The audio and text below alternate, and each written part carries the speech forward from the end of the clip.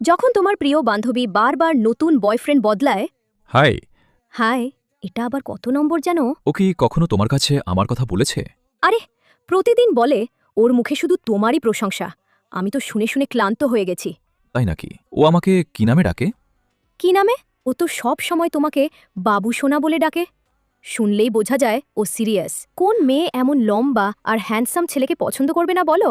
কিন্তু আমি তো খুব একটা লম্বাও নই, আবার খুব একটা হ্যান্ডসামও নই। তবে আসল ব্যাপারটা হলো, ও তোমাকে যেমন ঠিক তেমনভাবেই ভালোবাসে। আচ্ছা, কিন্তু ওর আগের বয়ফ্রেন্ডের সঙ্গে ব্রেকআপ কেন হয়েছিল? ও কি তোমাকে এসব বলেছিল? এই নে, পানি খা। আগে একটু শান্ত হও। যাক, বাঁচলাম। তেষ্টা পেয়েছিল খুব। আসলে ওই ছেলেটা খুব অলস ছিল। ঘরের কোনো কাজ করতে চাইতো না। তাহলে তুমি জানলে কি করে? এমন ছেলের সাথে কি থাকা যায়? ও কখনো আগের সম্পর্কের বদনাম করে না। আমি ওকে সব বলছি, প্লিজ আর কিছু বলো না। ব্রেকআপের পর কারণ আমি আজে বাজে কথা বলা ঠিক না। এই জিনিসটা আমার ভালো লাগে। আমি ওর আগের বয়ফ্রেন্ড ছিলাম।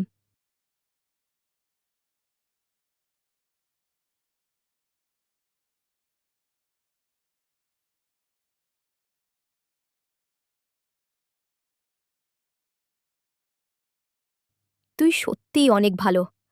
তাই তো বারবার ভুল মানুষের প্রেমে পড়িস।